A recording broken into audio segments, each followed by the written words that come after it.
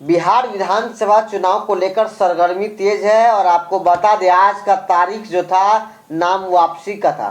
कई लोगों ने नाम वापसी लिया। क्या रंजन जी, क्या कुछ है कटिहार में सातों विधानसभा में जो चुनाव होने हैं इसको लेकर जिला प्रशासन के द्वारा क्या कुछ तैयारी चल रही है? हाँ आमिर भाई, आज जिला पदाधिकारी कटिहार जिला पदाधिकारी के द्वारा प्रेस वार्ता कर विस्तृत रूप से जानकारी दी है। आइए देखते हैं पूरी रिपोर्ट। विस्तृत जानकारी दिए हैं, क्या कुछ कह रहे हैं। नाम वापस किया, कुल कितने प्रत्याशी हैं मैदान में?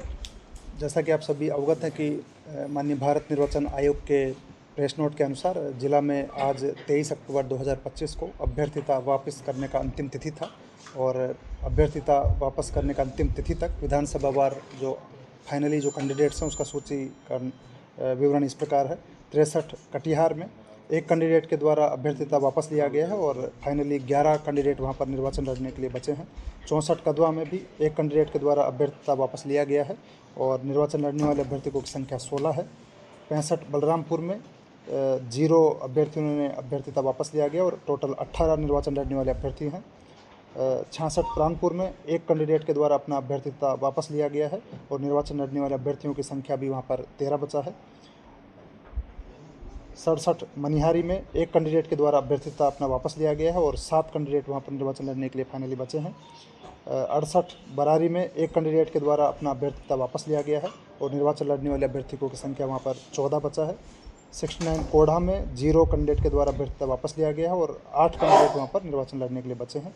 जिन कैंडिडेट्स के द्वारा अभ्यर्थिता वापस लिए गए हैं उनका 63 कटिहार में नाम है चंदन कुमार, जो अपना नाम चंदन कू लिखते हैं।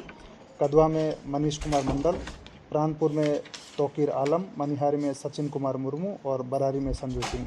इस प्रकार कुल 5 कैंडिडेट्स के द्वारा अभ्यर्थिता वापस लिया गया है और जिला में अभी वर्तमान में विभिन्न विधानसभा वाइज कुल 87 कैंडिडेट्स बचे हैं जो अलग अलग विधानसभा वाइज बचे हैं और वो लोग अभी इस पूरे निर्वाचन की प्रक्रिया में आगे भाग लेंगे। सब मतदाताओं के लिए क्या कुछ मैसेज? सभी मतदाताओं से हम लोग अपील करेंगे कि भारत निर्वाचन आयोग के दिशा निर्देशन के आलोक में जिला प्रशासन स्वस्थ, निष्पक्ष और स्वतंत्र रूप से चुनाव कराने के लिए कटिबद्ध है। पूरी तरह से तैयारी किया गया है। सभी बूथ्स पर भी AMF की सुविधा दिया गया है। बूथ्स पर विभिन्न प्रकार की व्यवस्था किया गया है। आप सभी लोग लोकतंत्र के इस महात्योहार में बढ़ चढ़ कर भाग लें और 11 नवंबर 2025 को सुबह 7 बजे से शाम को 6 बजे तक आपका जो समय निर्धारित है उसमें अपने मताधिकार का प्रयोग करने के लिए सभी लोग अपने घरों से निकलें और अपने मताधिकार का निश्चित रूप से प्रयोग करें। हम सभी लोग के द्वारा लगातार स्वीप एक्टिविटीज लगातार संचालन किया जा रहा है और स्वीप एक्टिविटीज़ के माध्यम से ये संदेश भी दिया जा रहा है कि सभी लोग इस लोकतंत्र के महात्योहार में बढ़ चढ़ कर भाग लें और 100% मतदान को सुनिश्चित करें। सर, लाउड स्पीकर बजाने का कुछ नियम? जैसा कि आप अवगत हैं कि अभी आदर्श आचार संहिता प्रभावी है और धारा 163 BNS के तहत सभी प्रकार के कार्यक्रमों के लिए प्रतिबंध है अनटिल अनलेस आपके द्वारा परमिशन लिया गया है। इसके लिए सिंगल विंडो कोषांग सभी विधानसभा वार बनाया गया है।